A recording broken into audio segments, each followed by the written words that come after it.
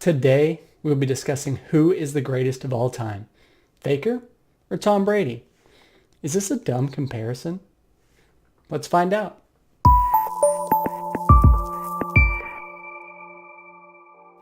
While there are those that may make fringe cases for the likes of Jerry Rice and Joe Montana, or Bengi and Mata, both Tom Brady and Faker top their respective sports in dominance and are widely regarded as the greatest of all time. Tom Brady for American football and Faker for League of Legends. But why are we discussing this at all? Personally, I'm just fascinated by the sports-esports interchange, and as these markets begin to merge and overlap, we can start to see what those two industries can really learn from one another. With that said, let's jump right into our first criteria, championships. The metric used to measure Tom Brady for this category will be Super Bowls, while the metric used to measure Faker will be World Championships. I would argue that for this category, Super Bowls and World Championships have a similar level of difficulty to achieve, and that most athletes dream of just getting to one, and many Hall of Fame legends have never tasted a win. For Brady, appearing in a record 9 Super Bowls and winning a record 6 makes this category a tough hill to climb for his opponent. Brady's most recent stretch of Super Bowls has been his best, appearing in 4 of the last 5 and winning 3 of the last 5. Moving over to Faker's trophy case, he is something similar. Not counting season 1 and 2, which were before Faker's career, he's appeared in 4 of the last 6 World Championships and won 3 of the last 6. Interestingly enough, Faker's beginning career trajectory mirrors that of Brady's exactly, with wins in their first 2 seasons, disappointment in the 3rd, and a bounce back with a win in the 4th. Moving on to regional accomplishments, I'll be equating AFC championships with LCK championships. While the strength of the LCK as a region is more dominant to its counterparts than the AFC is when compared to the NFC, the LCK championships occur twice a year, giving double the opportunity to pick up wins. It's not a perfect comparison, but it's what we have. Tom Brady, out of 18 career opportunities, has won 9 of the 12 AFC championship games he's competed in. Faker, out of 24 career opportunities, has won 6 of the 7 LCK championships he's competed in. Now the question mark here is because Faker is slated to play in yet another LCK finals coming up soon, and it's to be determined on the result. Even without the context of league parity, at this point in their careers, I can safely award this category to Brady. Next up, we have individual accomplishments. This is where League of Legends structure lags behind its traditional sports counterparts, with consistent awards and categories not yet finding their footing. In recent years, the industry has tried to make some strides in this department, and there are some similarities we can still touch on. Brady's 4 finals MVPs can be compared to Faker's 1 final MVP, while both athletes boast 3 regular season MVPs. The rest don't really have one-to-one comparisons.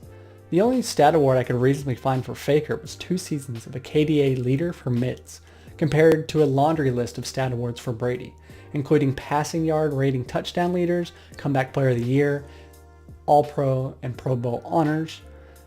Brady's accomplishments culminate in a first-team all-decade honor, recognized as the best player of the 2000s, with a heavy expectation for the same honor in the 2010s, which is really insane to think about. I will say, however, that though the award does not yet exist for a league, I don't think you'd find many arguments that Faker wouldn't find himself on a first-team all-decade for the 2010s as well. That said, this category will probably also have to go to Brady. Next up is the coaching advantage. This one seems like a wash. The usual knock for both these players doesn't apply as much in this particular head-to-head. Both players have only ever played for one team their entire careers, and more importantly, under one coach. Tom Brady has been coached by Bill Belichick for 19 years, while Faker has been coached by Coma for 6 years. This is an extremely rare case in either sport, brought even further by the point that both Belichick and Coma are widely regarded as the coaching GOATs for their respective sports as well. Intra-sports debates will talk at length on how much these ascendant coaches prop up these players, or how dominating players can do the same for their coaches. However, for the sake of this argument, I think it's safe to say that these two instances comfortably cancel themselves out. Next up, we have sport parity. To be frank, this category will probably be the largest disparity. So the definition of parity is the state or condition of being equal, especially regarding status or pay. Essentially, how close the best team in the league is to the worst team in the league. Now, the data shows that of the big three traditional sports leagues in America, the NFL has the greatest parity and systems in place to promote that parity. How players enter the league via the draft gives struggling teams greater opportunity and leverage to acquire blue chip assets to elevate their team, whereas on the other end, the teams that did the best the previous year will have a lower priority on those same players. The big kicker, though, is the salary cap. The salary cap is defined as a agreement or rule that places a limit on the amount of money that a team can spend on player salaries. A salary cap normalizes spending for teams, so the allocation of resources and draft picks becomes a much more competitive endeavor. League of Legends has no such systems in place. They do have an import cap to handle the parity of Korean dominance, in which only 2/5 of your roster can be players outside of the home region of a team. However, when we're talking about Faker's role on SKT, this is a non-factor. In League, if a team is willing to spend the money, they can acquire the best talent. SKT's sponsor company has a market cap of roughly $18 billion, and former StarCraft Brood War legend Yellow claims Faker was making $4.6 million as of the year 2018, indicating an enormous spending pattern relative to other regions for his team. This makes dynasties much more probable in a system like Leagues, and what Tom Brady and the Patriots are doing flies in the face of everything the structure of the NFL is meant to prevent. Even manufactured scandals designed to strip a team of draft picks and playing time weren't enough to stop the Lombardi train from rolling for Brady. This is an emphatic win for Brady, not only in this category, but contextualizes the achievements and adds weight to previous categories as well. Last, we have career length. It's no secret that Brady is in the twilight years of his career. Problem is, this has been the case for the past 5 years. At age 41, he's already beat the typical time frame for production drop-off, with the highest historical passer rating for his age bracket. This is even more impressive when you take into account his supporting cast of receiving talent for the past couple of years.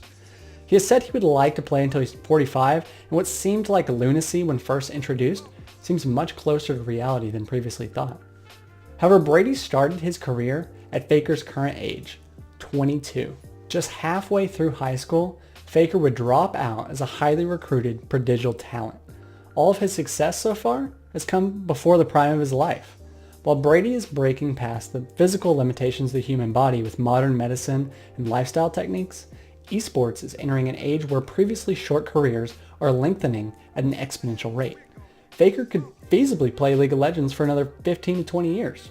It is also possible, however, that during this future tenure, Faker could run into some structural changes to the game that add more rigid league parity as an obstacle to overcome. As much as the previous categories have been in Brady's favor, this one is owned wholly by Faker and has seemingly limitless potential for legacy. So I'm willing to bet you can guess the final results of this.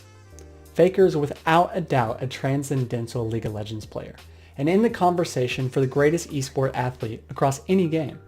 However, as esports begins its adolescence, crowning GOATs in a burgeoning industry shows a stark contrast to the decades of history in traditional sports. Within the context of parity and the salary cap era, championships, accomplishments, and records that make up the totality of Tom Brady's greatness, it just seems like a far, far greater feat than the best esports has to offer as of 2019. There is still plenty of time for that to change, and I eagerly await the day that conversations like this swing in favor of those seeking to create a legacy in esports. If you're here from esports, I hope you can come away with the respect for just how dominant of an athlete Brady is in comparison to Faker, who we all know is one of the greatest players representing us and the lifestyle we have such a passion for. If you're here from traditional sports, I hope you're able to take away that the emerging market of esports is becoming much more similar by the year to the traditional industry, and that there are players competing right now that have a legitimate shot at being in your Brady, MJ, Gretzky bar debates of the future.